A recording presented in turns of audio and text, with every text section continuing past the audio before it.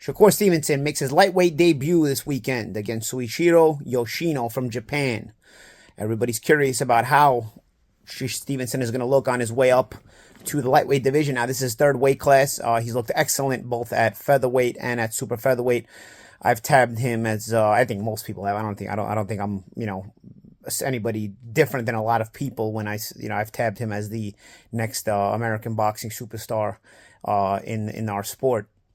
And I think, as he continues to ascend that ladder, having won world championships in two different weight classes, this third one will be the one that, is the one that's intended to turn him into a star. He's been a champion. He's been a high-level fighter, a top-level fighter at this point, somebody who people recognize as one of the best fighters in the world.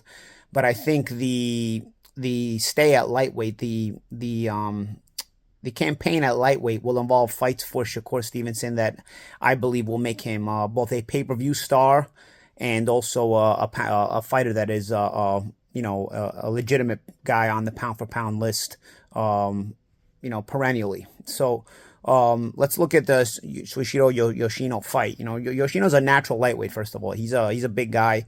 Has fought at lightweight. Physically, is the bigger guy. But Shakur obviously fills in very well. He's got a tall frame, and so I think Shakur is the kind of guy who can go through various weight classes, and I think he's going to end up, fitting in very well at lightweight. When it comes to Yoshino, he got good wins over known Japanese fighters here on the U.S. shores. Guys like Ito, who was world champion until Jamel Herring unseated him at 130 pounds. He moved up to 135 and fought Yoshino. Yoshino beat him. Also Nakatani, who gave a tough fight to Teofimo Lopez. He also fought Vasily Lomachenko. Yoshino has a win over him as well. So he hasn't fought outside of Japan yet, but Yoshino has been a guy who's got the job done over in Asia and has beaten the fighters from Asia that have come here and pride their trade here so he's got some notable names on his record. But from what I see from the style of Yoshino, when they say styles make fights, I really think this is a fight where we could get another type of shutout like the Oscar Valdez fight for Shakur Stevenson, where I just don't see Yoshino knowing how to close the gap in any creative fashion. And when you got a guy like Shakur Stevenson, who first of all is a southpaw to boot, but also a very tricky southpaw, very intelligent southpaw, knows how to not waste punches, knows how to not waste energy, but at the same time, when he does put you in position, he does fire off shots in combination. I can kind of see this fight ending up being a fight like the Oscar Valdez fight, where Yoshino does try, but he's just not able to close the gap. Stevenson kind of dazzles him with the subtleties of the feints, the half step backs, the drop, the straight left hands to the body, the measuring with the lead right, obviously mixed in with combinations thrown and being aggressive in certain spots when it's necessitated, sharp counterpunching. I think Yoshino kind of falls into all those strengths that Shakur has. He's a guy who tries, but he's a guy who doesn't try with any kind of creativity. And what I'm saying is, when he does use his jab, he doesn't use his jab on its own, where basically, you try to just use it as a setup punch. You throw it, you shoot it at various speeds.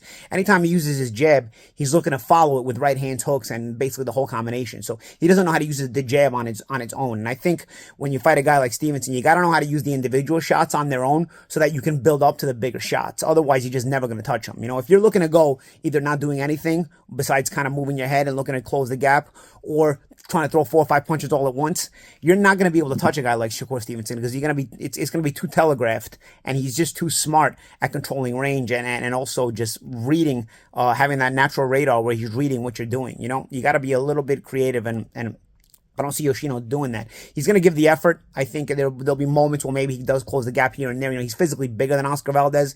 The disadvantage Valdez had, it was even more against Stevenson, was that Stevenson was a huge featherweight, or 130 pounder even. And so Valdez really couldn't do anything even physically when he was able to close the gap. I'm curious to see him in the rare moments that I see Yoshino closing the gap. I'm wondering if his physicality will be able to, trouble Stevenson at all, or if Stevenson will carry some good physical strength up to the lightweight division. Even if we say Shakur hasn't carried up all the physical strength of the lightweight division, I think in due time, he will be a guy who's a bona fide lightweight champion. I read this situation like this because Top Rank is always a great company, the perfect company that knows how to kind of move out their fading superstar and move in their new superstar.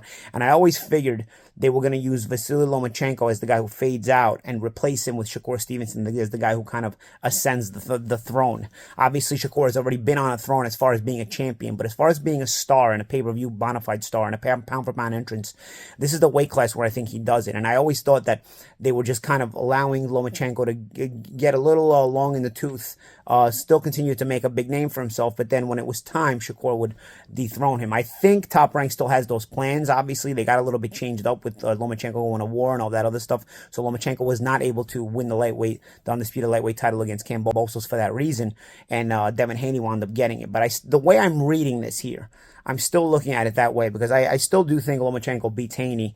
But of course, it's a much closer fight than I originally would have thought, say a couple of years ago, for example. It's a more competitive fight, I think. But if Top Rank is reading their cards right, because Haney's not really a Top Rank guy, they just have options on him. I think that Top Rank intends for Lomachenko to beat Haney, which I could also see happening, and then for Shakur to come in later in the year, fight the winner, which would be obviously Lomachenko, because he's the Top Rank guy and he's the guy they'd want to win. And he's probably the guy who, based on, what we've seen of both fighters, probably you favor, but only ever so slightly at this point. Let's say Lomachenko does win. I think it's Shakur that eventually overtakes Lomachenko later in the year. And you know what? That's a big way to, for Stevenson to both start headlining pay-per-views, beat a guy who's back on the pound-for-pound list. Because for me right now, Lomachenko is just outside the pound-for-pound list. But if he beats Haney, he's back on the pound-for-pound list. And it would a win over Lomachenko for the undisputed lightweight title, especially having had the world titles in the other weight classes already.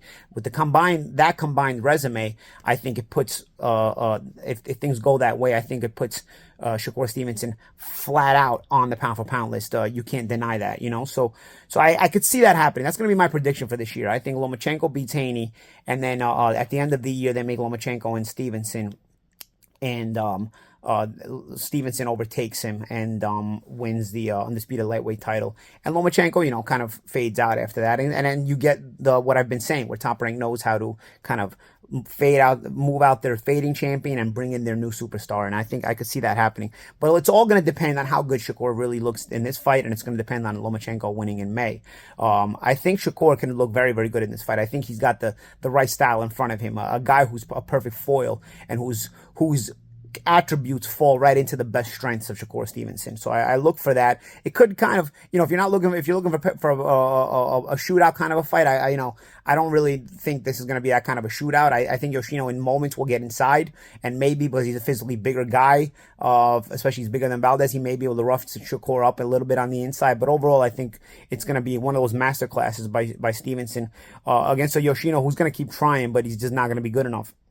And I think the fact that Yoshino will keep trying is actually perfect for Stevenson, because, he's going to have a willing guy in front of him. And actually, Stevenson should be, you got to be thankful for these kind of opponents, because they allow you to show how good you are. They don't go away that easily. They're tough, they're durable, but they kind of fall right into what you got. So ultimately, for Stevenson, he's got to be glad that Top Rank finds these kind of opponents where he's able to kind of show just how good he is and show kind of the entire scope of the repertoire. I think he does that, and then, like I said, obviously I'll talk about Lomachenko and Haney as it gets closer, or Haney and Lomachenko as the fight gets closer to May 20th. I think it's a better fight than originally that I would have thought, say, like 2 years ago, for example. But I still think at this moment I still see Lomachenko winning the fight, and then it would be really interesting. It would be really interesting because I've been saying it from the start. I've been saying it since, like I said, since when Lomachenko was going to fight Kambosos, that this is how it was going to be. That eventually Shakur Stevenson was going to overtake Lomachenko as the next star. And it's kind of happened in a different manner, but it looks like it's going to happen that way regardless. Now, let's say if Haney beats Lomachenko, all the titles then become vacant because Haney will move up in weight. And I could still see Lomachenko and Stevenson winding up against each other. Maybe they pick up both of the remaining titles and then unify against them against one another, where, again, I would still pick Stevenson to win that fight. But I think the way Top Rank would ideally write the script, the way they're thinking, the way they've made the fights, the way they've made the matchups, and the way they're thinking, is for Lomachenko to beat Haney. Stevenson to look excellent this weekend against Suishiro Yoshino, and then to make the matchup at the end of the year for the undisputed lightweight title on pay-per-view, where Shakur Stevenson would dethrone Lomachenko. Let me know what you guys think about that plan. I've been saying it for 2 years. I was called a hater because once Haney was able to get the titles, I said that he wasn't going to fight Lomachenko. I still. I'd question whether that fight would happen. Credit to Haney for taking on the fight. But I think for Haney, it's the Lomachenko is the best opponent he's faced. Well, for Lomachenko, that's not the case. But nonetheless, I think it's a fight that has a chance to establish Haney as well if he's able to win it. But that's a separate conversation. We'll get into that as it gets closer. Right now, it's about Shakur Stevenson. I think I'd say look for Shakur Stevenson to really settle the score in the lightweight division and make himself a bona fide threat with his performance this weekend. We also have this weekend Sebastian Fundora taking on Brian Barbosa, and we have Bam Rodriguez also returning, who's been a hot flyer. I think he's going back down to the flyweight division. So it's a big boxing weekend. But the guy I'm most looking forward to is Shakur Stevenson, my tab for boxing's next American superstar. I'm Paulie Malignaggi, and this is Paulie TV.